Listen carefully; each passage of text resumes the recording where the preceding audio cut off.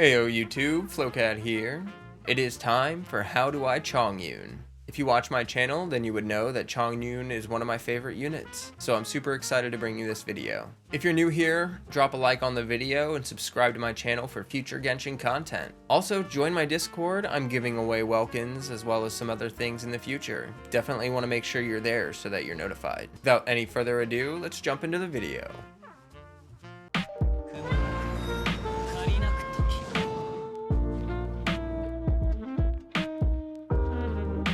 Welcome. Before we dive in, I just want to say a few things about what this series is and what this series isn't.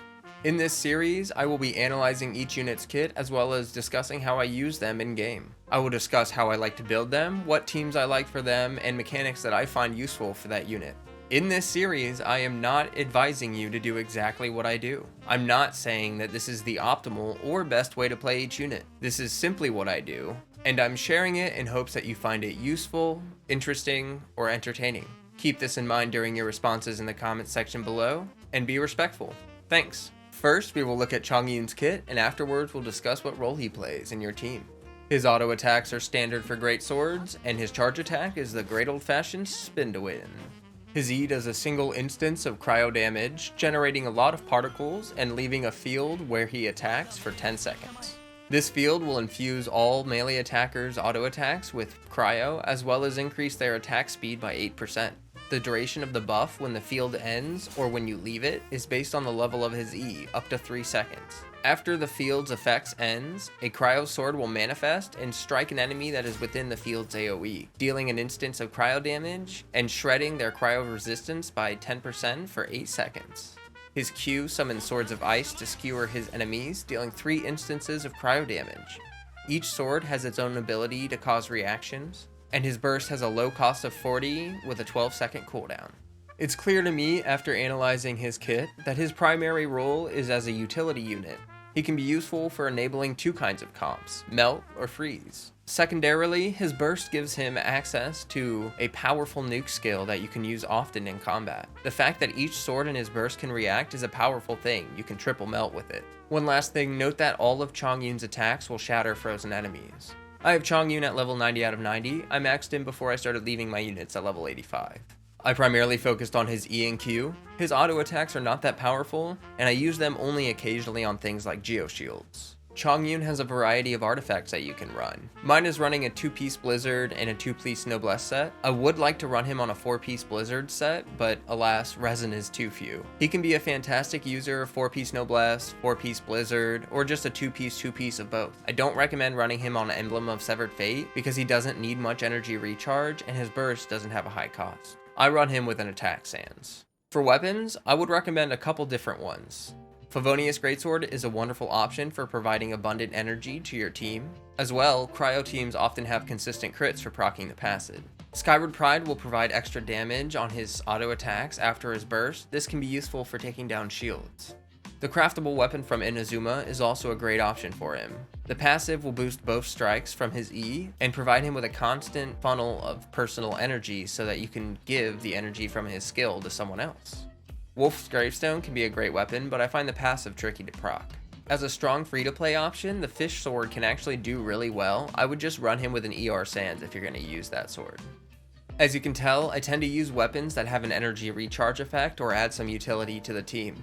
I find that this is useful for consistent bursts as well as adding more to his utility role. Now let's move into team building, and I'll show you some team compositions that I think are great for him. Chongyun is not really the main DPS of any team, but rather he is like the glue that holds together teams. He enables consistent cryo damage, which is hard to access otherwise. Also, his low-cost burst on a short cooldown of 12 seconds allows him to consistently nuke every single rotation. He also provides a variety of buffs with cryo res shred as well as attack speed, allowing you to output more damage as you fight. I recommend considering Chongyun for team compositions that require consistent cryo application for freeze or melt.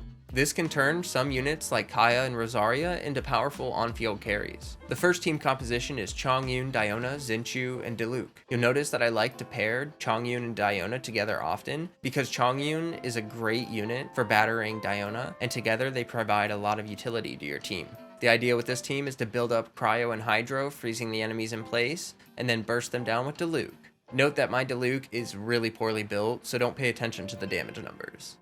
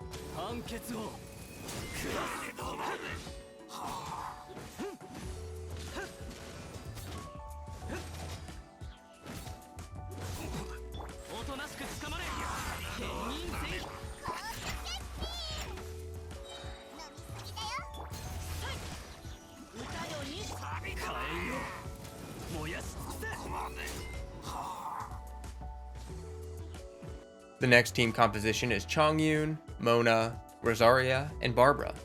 This is a freeze team with Chongyun enabling Rosaria as the primary on-field unit. Barbara and Mona apply Hydro, and Mona uses her burst to amp up Chongyun's nuke. Note that my Mona is also really poorly built, so let's look at some footage of that.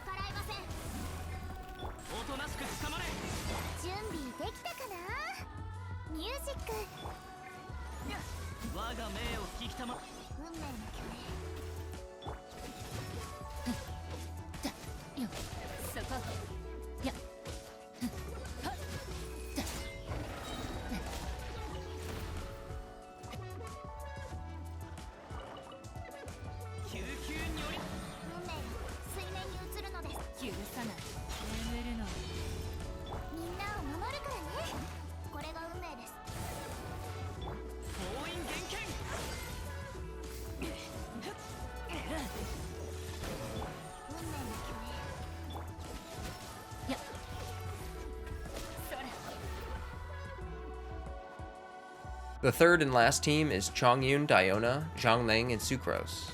Again, I'm showing you the Chongyun-Diona combo, but this team is my favorite out of the three. The reason why is because this team creates like elemental reaction madness. You'll just have to see what I mean.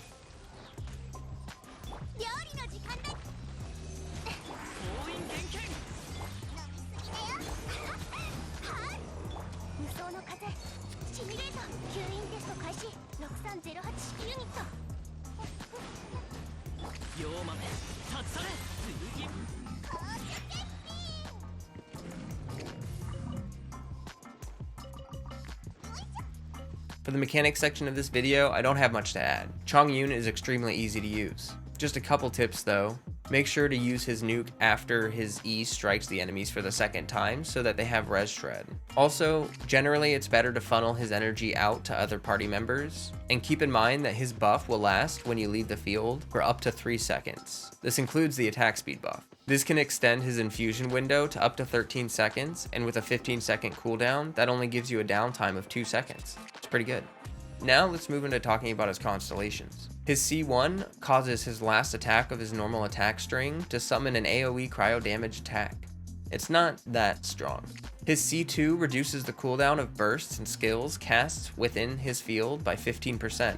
This constellation is busted, and I think it's one of the best constellations in the game. Note that this buff is tied to his infusion buff, so when you leave the field, you can receive this buff for up to 3 seconds. His C4 can help with energy generation, but really isn't that useful. Lastly, his C6 causes his burst to do more damage and also summons an extra blade for big nuke damage. Overall, other than his C2 and his C6, his constellations don't really change his kit or usage that much. That'll bring us to the end of this video on Chongyun. Let me know down in the comment section below what your favorite team with Chongyun is and why you like using him in that team. I'm looking forward to making more of these in the future. I'm not sure which unit I'll pick next, but maybe we can just leave that as a surprise. If this is your first time watching, I'd love to see you in some of my other videos. And as always, stay healthy, stay hydrated, peace.